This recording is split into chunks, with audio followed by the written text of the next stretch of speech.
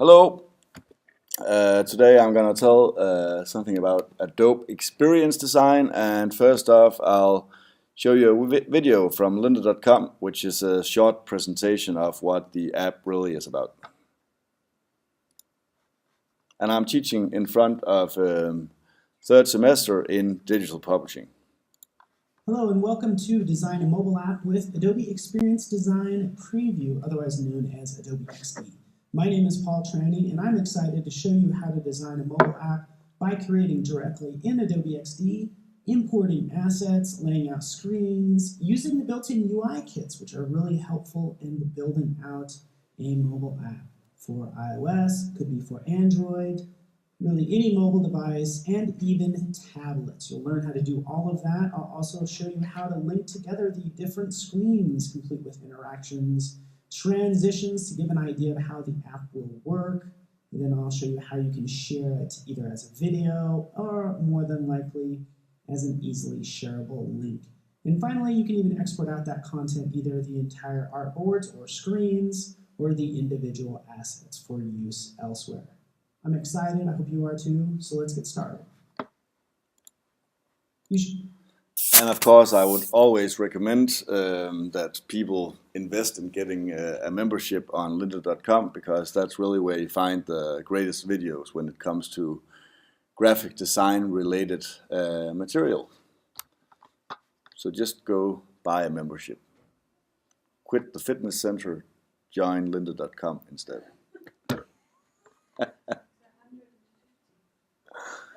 Yeah, I think that's roughly the same price as Lynda.com. Oh, okay. I thought you were talking about the fitness center. Yeah, so it's roughly the same as paying to go to a gym, except if you pay for the exercise files as well, then it's even more expensive. I pay a bit more than 2,000 crowns a year, and then I get the exercise files with as part of the payment subscription as well. But it's well worth the money, you know, perhaps most of all because I'm a teacher. But still, if you really want to learn something in depth inside of, let's say, Photoshop or Illustrator or InDesign or Dreamweaver, any possible Adobe program, this is really the place to go, Lynda.com. Did you hear me? I said Lynda.com. And by saying this, I am quite sure that Lynda.com is not annoyed by me using their file to show on screen. Yes, I advertise, then I'm allowed to use their file. So, like I showed you before, here we can see the layout. That's in the design. And if we want to see how they are connected, we see that in prototype. If we want to preview this design and how it works, we can click the desktop preview. If you want to share it, you can do it on the share online. And there's no limits to how many people can see this. If you share it online, anyone can see it if you give them the link. So a link will be created. You know, I can just click this and I can click create link. I'm not going to do this since this is Lynda.com's own file. So they might have rejections to me sharing it. But otherwise, you could just click create link, and an URL would be created, a link would be created, and you can just share that with anyone. You can put it in on your Facebook page. You can send it to the team you're working with, and they'll be able to actually review it as well, you know, write comments to it on that link. So there's going to be like a forum next to it where you can write comments and reply to those comments and so on. So this is a great feature, and also inside of here you can also update links if you've made new changes. Yeah, and you can have several documents made in Adobe Experience Design. You can have made a lot of links to a lot of different documents, and you can manage them, manage the links if you have several things published online. So this is really a great feature and a lot better than a lot of the digital publishing software we've been looking at in regards to how you're able to share. Here you have unlimited possibilities when it comes to sharing, and you don't have to pay anything except, of course, paying for the Creative Cloud membership. So this is great. But I think let's get started with trying to design something in Adobe XD. So I'm just going to close this file down, and when I open Adobe XD, it's going to have this screen here asking me if I want to make it for a specific layout, and it's going to tell me which files were recently opened. And there's also an area where you can see tutorials in using the program. So if there's something you forget from today, you can, or something that I don't mention today, you can click to begin tutorials. There's also like a lot of videos about using Adobe Experience Design out on, let's say, YouTube, but the best videos naturally are on Lyndacom. Yeah. And then there's some other cool features over here. For example, the UI kits, which I will be going through when talking about the program. But let's perhaps either start a layout or open a file existing on our computer already. So I think we should actually just make a new document, and since I'm an iPad user, I would create it for iPad, but if you're more into making it for iPhones, perhaps you could make it for this one, or for a mobile device, or you could make it for an Android instead.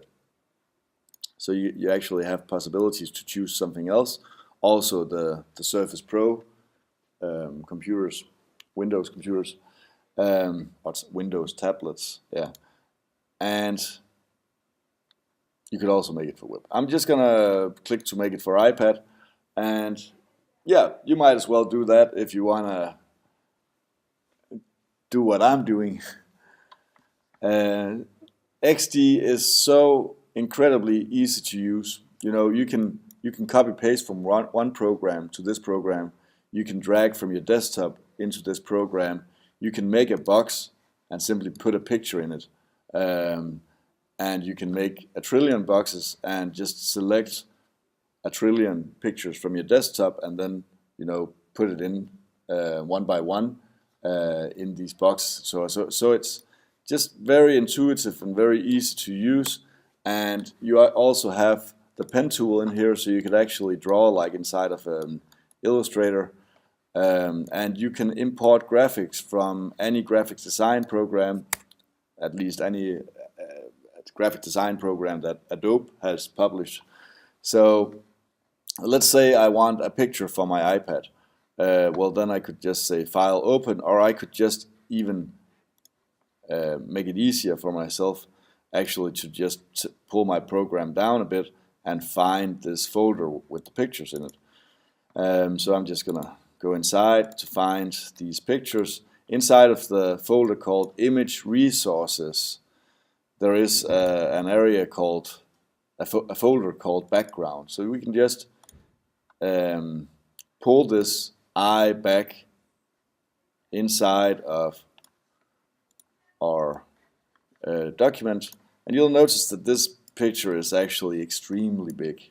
I just dragged it in, you know, I dragged it directly into the program, and it opens up very nicely, but it's huge. It's a huge picture, and so you could just rescale it, but perhaps it's a good idea in general to perhaps make the picture more compatible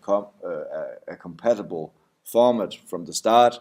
So if you want to know how to make pictures the right size for your layout, you would need, of course, to change the pictures inside of Photoshop in their dimensions. But just to let you know, the ratio of the pictures that you make in Photoshop when it comes to pixels need to be twice as much as the amount noted next to the dimensions. So if it's for, let's say, iPad, which says, I just clicked the artboard tool, by the way. By clicking this artboard tool, you'll be able to see different formats available, which you can create artboards in. That's just creating new pages. You can choose, is this page supposed to be iPad? Is it supposed to be an Android? The dimensions for an Android device, and so on. But next to those names of the platform, you can see the actual dimensions.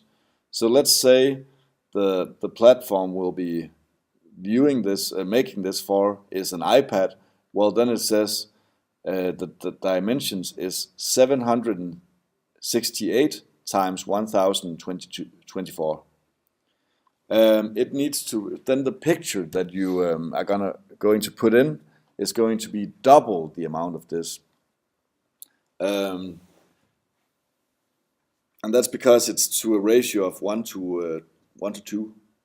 The program simply has a different, whoa, I was about to put my hair up. That's bad when being filmed. So in Photoshop, you notice that this picture that I called I back resized, if I just take a look at that very quickly, and I look at the image size, you'll notice that I've put the height to be 2048, which is exactly the double the amount of 1024, double the amount of the iPad's height. So if I were to put this file, the one that's called resized, inside of my document, you'll notice that I don't have to resize that much. Whoops, sorry. I'm just going to go to my direct selection tool, because if I'm on artboard tool, every time I click, it will create a new artboard. So I'll go to my other tool and just click this photo to delete it, and then I'll drag in my I back resized, and I'll put it up, and then you can see that the height fits the dimensions. If you're ever in doubt about what the double size of the iPad format is, or so, you know you have a calculator installed on your computer. So just use that. And some of you will be like, oh, I need this edge to not be there. So you start reshaping it, and that's not good. You know, if the edge goes over the platform dimension and you click just once outside, then it's not there.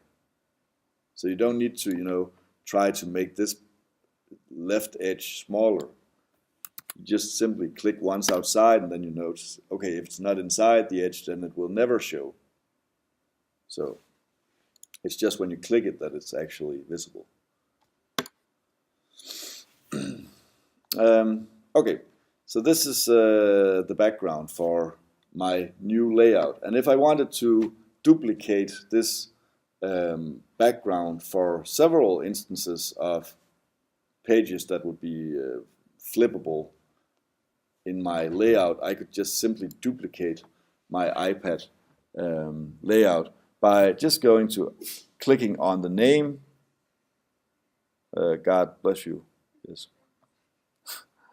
I could simply click on the name where it says iPad 1, and I could choose to duplicate it. So if I go to edit, I could choose duplicate. Notice that Command D, which in InDesign is place, for example, a picture, is instead in here duplicate. So if you try to place a picture and click Command D, then suddenly you're just duplicating the artboard again and again. So here you can see, then you can just click Command D and you can make as many as you want. So that's quite neat.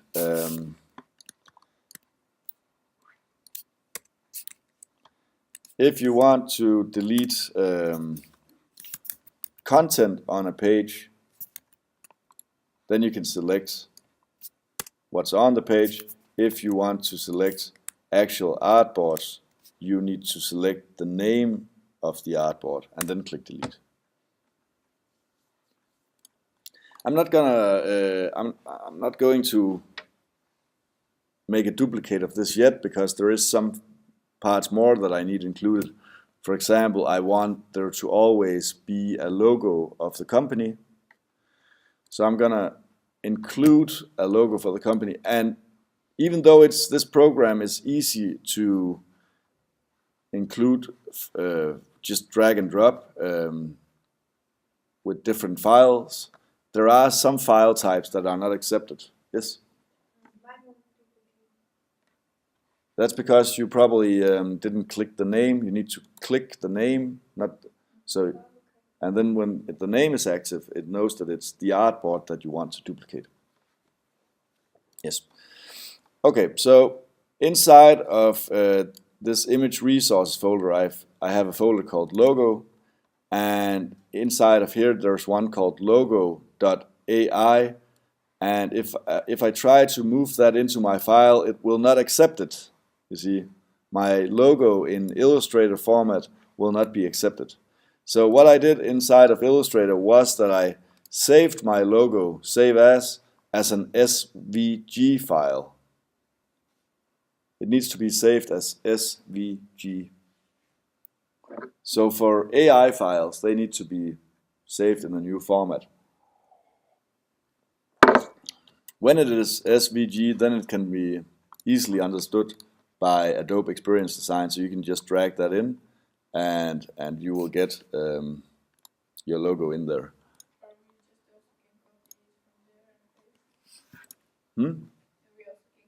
Yeah, you can copy paste from Illustrator to this program. So we don't need to make any like if we don't want. No, it's more like if you want to share the logo with someone else, or perhaps you don't know yet if you're going to use it other places, perhaps, and in other colors and so on. Yeah, it's always a good. As we copy paste, and then we share it, it won't be visible, or it's going to be visible. Or it's just. Well, what was your question? If we put the file and then share, it's going to be visible for sure. But if we copy and paste from Illustrator or Photoshop, yeah. Then is it going to be visible? Everything will be embedded inside of the Adobe Experience Design file. So this means that it's not links, it's embedded inside of the program. So when you send the Adobe Experience Design file to someone else, when you just save it and then give it to someone else, everything will be in there. You don't have to make a package. Everything will be there.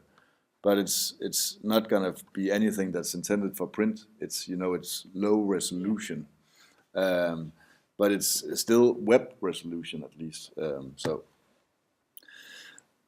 Okay, so I drag this icon inside of here, this logo, and I'll perhaps just reshape it a bit so it's not that big, because this is an iPad. This is going to be huge. This is a huge format, so I'm just going to make it a small icon up here.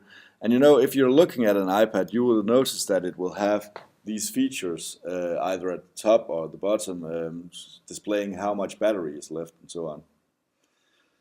And when making our layout, we need to be sure that we can actually see how the interface of the device we're using will interact with our layout. So it's a good idea to actually put an iPad bar at the top, just so we can see how it looks, and also it seems more realistic when actually showing it to a customer afterwards, that when using it on an iPad, it will look like this. So in order to be able to see exactly how it will look on an iPad, you can go to include these parts that are natural to an iPad. You can go to File, Open UI Kit, and then choose for it to be Apple iOS. And in here there are a lot of different screens that are natural to have on an iPad or an iPhone and so on. And for example, here at the top of one of them, we'll see that there's a group consisting of how good is the connection, what is the clock, and how much battery is there left, and is it using Bluetooth or stuff like that. So you can actually just copy this bar, copy. You can find all kinds of different stuff in here. You know, if you need a phone to put inside of your layout, you can just drag that from here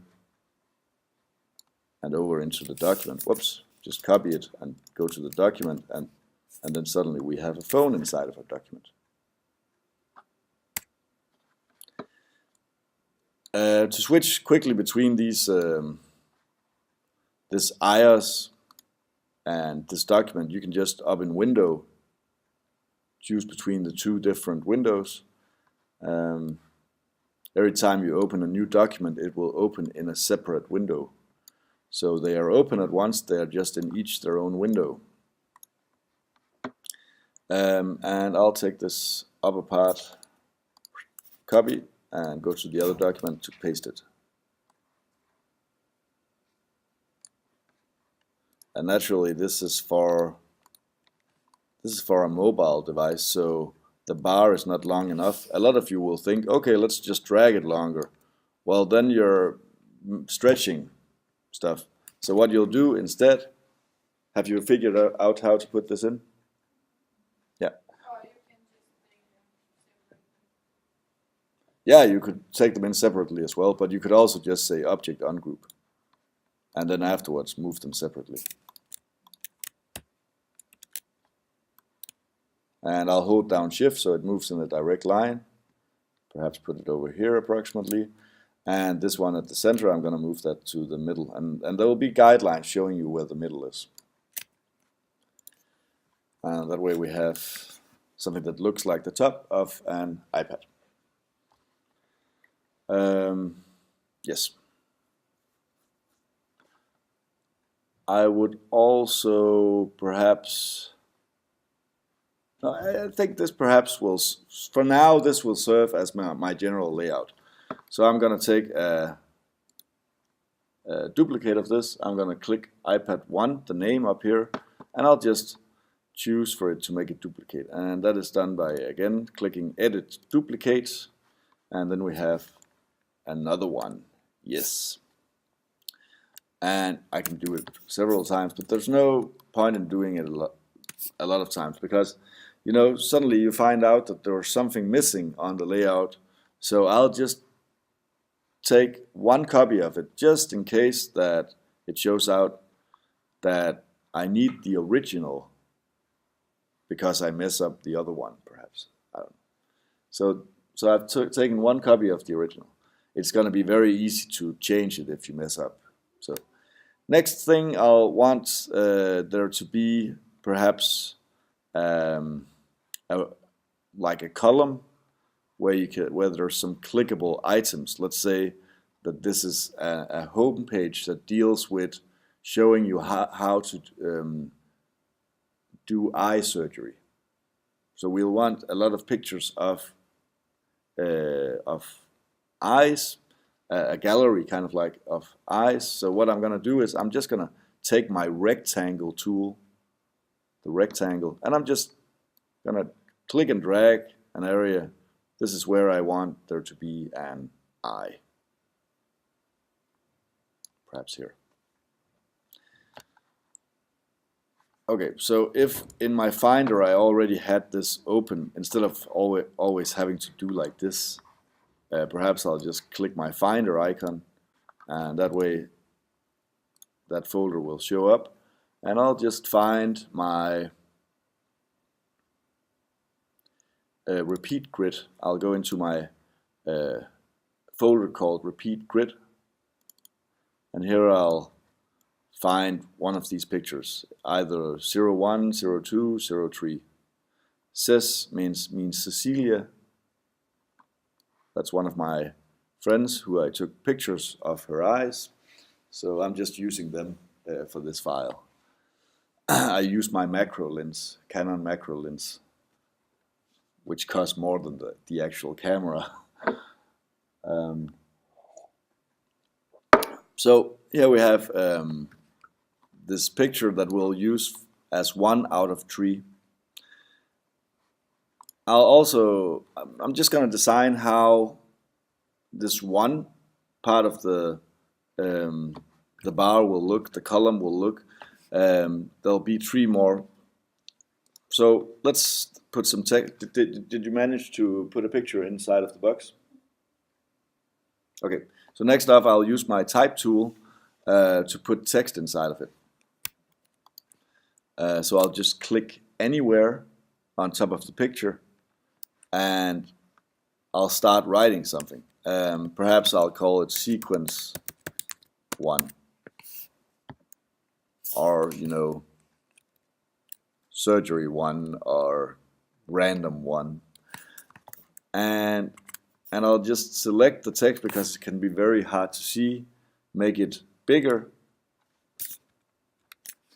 and perhaps choose for it to be another color because right now it's very hard to see. So perhaps I'll give it another fill, perhaps make it black, or perhaps make it white. It's up to you. I think since this was, let's say, medical facility doing surgeries on eyes, I think that white will be the proper color because it will, tell that this is something that is clean, and they use a lot of white on on something that has to do with medical treatment and so on. And of course this white can be very hard to see against a colored background. So perhaps I'll choose for it to be a more bold font. I'll choose for it to be, let's say, Couture, and perhaps in bold version. Oh, is this really my choices? Okay, I'll just use Couture. And instead of using it bold, perhaps I'll want something behind it to kind of like make it stand out a bit. So I could put shadow on it down in my menu over here on the right. We can click for it to have shadow included. Am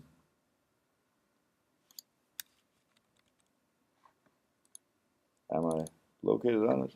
Shadow, please.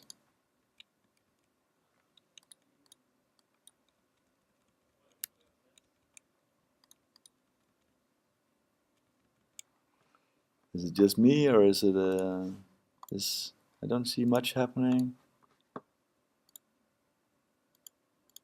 Oh yeah, there is shadow. Okay, it's just very hard to see. But you have the possibility of using a shadow, and if you just think that it's not dark enough, you can change the values for it. So if the darkness should be more evident, you can just choose it in here. So because it was so hard to see that I actually put anything on it, I'm just going to increase mine and perhaps change these values down here, which is X and Y is the offset values, so you just know how far it goes to the left and to the right, the shadow of this text. And I think one of the main reasons why it's not that prominent is because I set the value, the B value, which is the blur value, too high, and then it simply becomes, it scatters all over the picture, so it's not possible to see anymore. It spreads over an area that is too big, so it becomes very hard to see. But then you see, okay, this is drop shadow. If you want to include more, you could also, don't click the background blur on the actual text, but you could go make a box behind the text, like that. And right now it's in front. I'll just first of all make it black. But right now it's in front. I'll perhaps remove the border. No point in having a white border. And I'll just choose for it to send it backward. I'll right click and choose send backward. And then we can see that, oh, now I'm able to see that it says sequence 1. And perhaps this blackness is too black. So perhaps I could just say background blur, so it becomes a blurred area instead of a black area. And then I could change the blur to be something that fits my requirements. It will simply just make a box that has blur, and that makes it possible for me to have white on top of light colors, bright colors. Yep. And okay, so if I wanted a border, let's say a black border, I could choose that as well, with a width of 2 pixels. So far so good. Are you still with me? Okay, so the next thing I'll do is I'll prepare my document to have 2 more included of these, and instead of copy pasting we could do something entirely different. So first off, before I do this, I'm gonna lock my background. So we have the layers panel inside of Adobe Experience Design, which is located at the left, totally down at the bottom, all the way down at the bottom.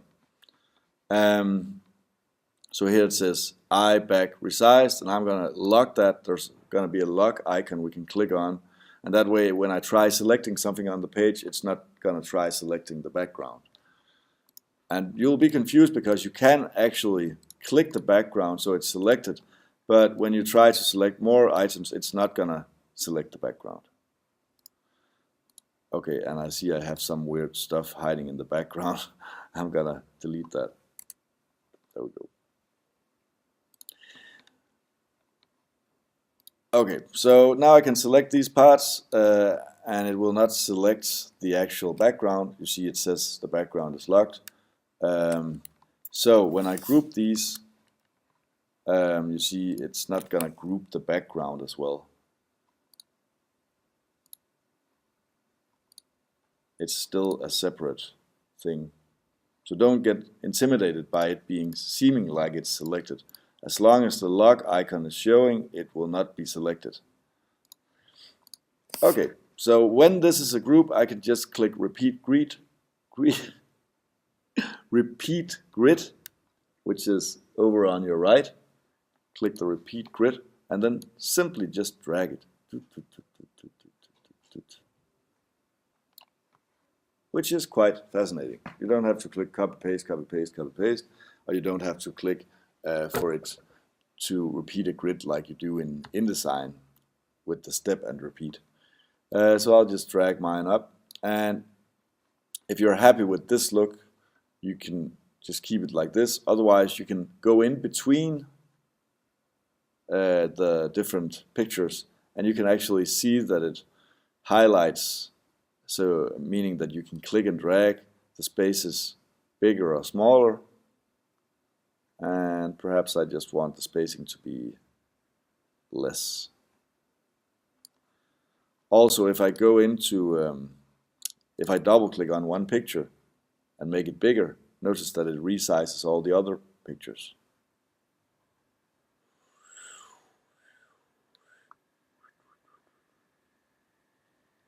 So this is also cool. If I move the text, it moves in all of them. So if I just took my text and my box right here and moved those over to the upper left corner or the lower right corner, it will all move at once. So this is a very easy way of changing the layout very fast. Now if I wanted to get different pictures in here, because I only have 3 pictures, I'm actually gonna remove one of these. So I'll click on the entire object, I'll click outside the object and then click on the entire object. And I'm gonna remove one of these because I only have 3 pictures. Of course you could find a 4th picture if you wanted. Okay, next off I'll just find my pictures and actually go to my Finder panel. I have made a repeat grid with 3 different pictures in it. Now I'm going to select inside of the folder called repeat grid, I'm going to select these 3 pictures. They're all selected.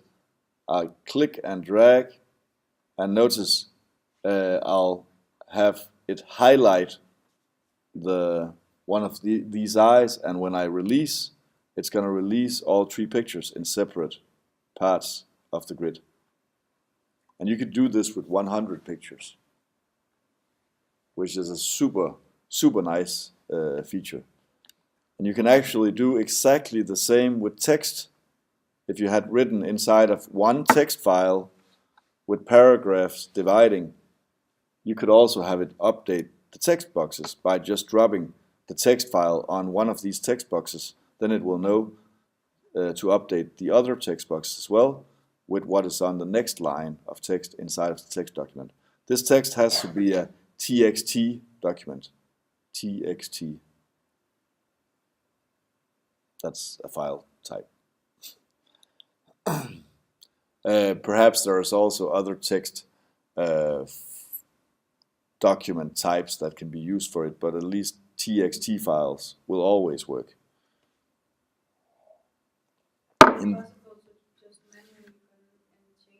Yes, if you decide that there's something that you would like to change manually, you can just double click an area, for example the text, and write 2 and write 3. Though as long as the pictures are part of the group, if you try to change one of them, it will affect all of them.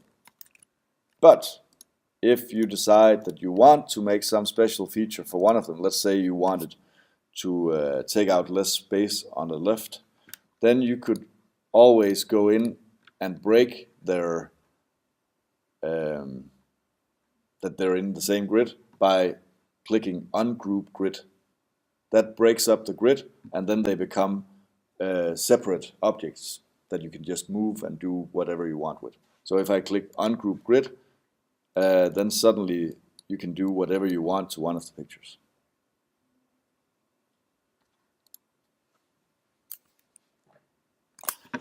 I'm gonna click undo because I didn't want that change.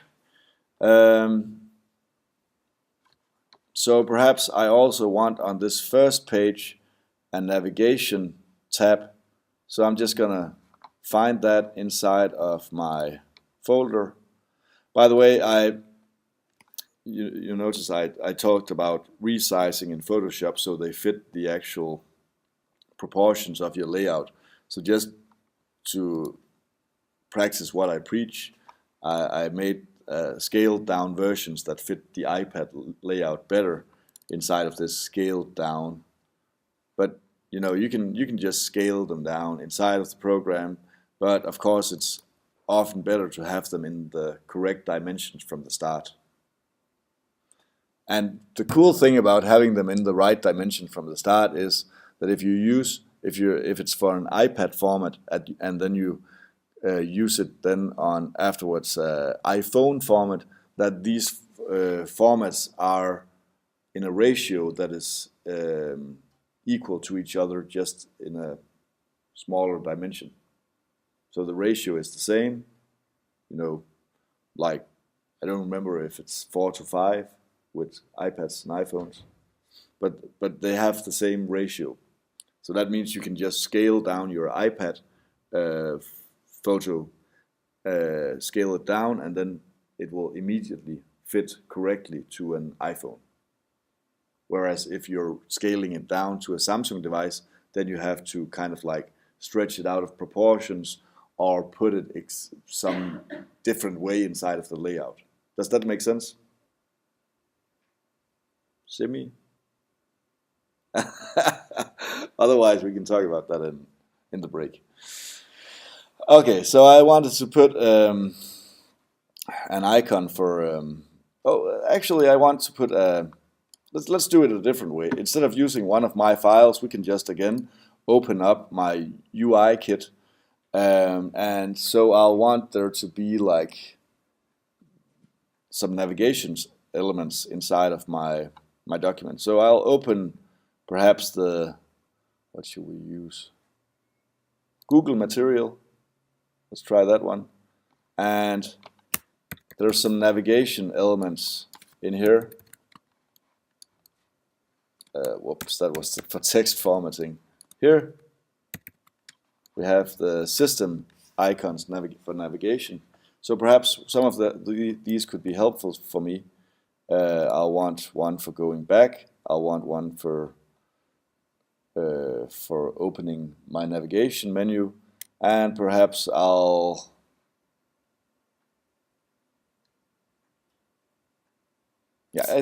actually think that's fine. But you could, take other menus as well, or navigation icons. I'm just going to copy these two, copy, and go back to my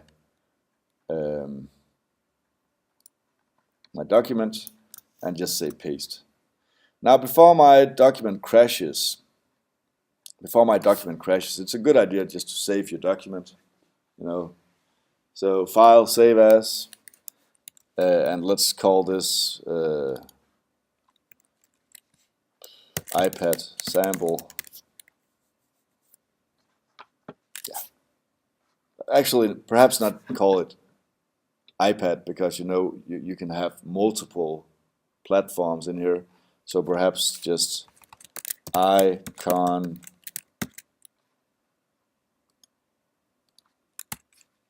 sample, which is the name of the company, but the company does not exist. At least not to my knowledge. Okay, so up here at the top, we will want to include this navigation element, and I'm just going to make it bigger, and it's very hard to see when it's in black against black. So I'll just double click the icon and change the color to white. And you notice that it doesn't become entirely white, and that's because it's perhaps transparent already. So you can change the transparency of an object by going into the appearance area. And actually, perhaps I like it to be just a bit transparent, and perhaps put it up here.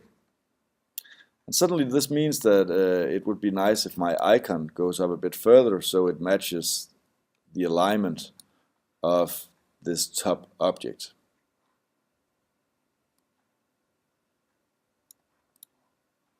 I think that's better.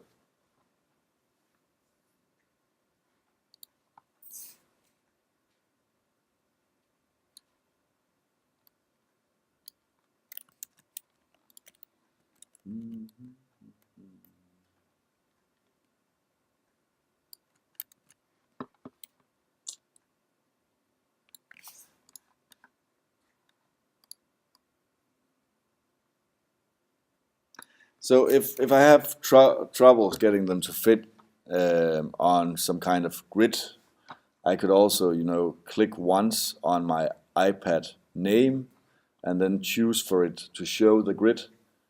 You can click grid down here, and then suddenly we'll have a grid, so we can just zoom in and see how is the grid located.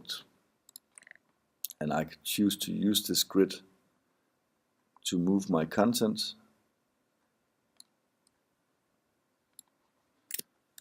And perhaps just move it so it's located properly.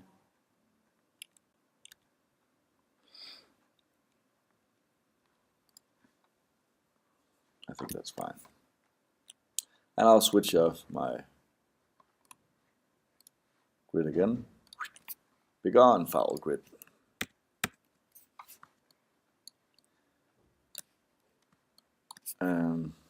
Yeah. And just to make this change go on my other document over here, iPad 2, you notice that I've changed my icon to be located in a different area. Well, then it's easier to just, instead of duplicating the entire artboard, it's easier to just delete icon over on iPad 2 and simply just click on the one located on iPad 1, choose copy, and then go to the other page and click paste. Then it's going to paste in place on that page. And if I want this menu item as well, copy and click on the other, paste. Yeah.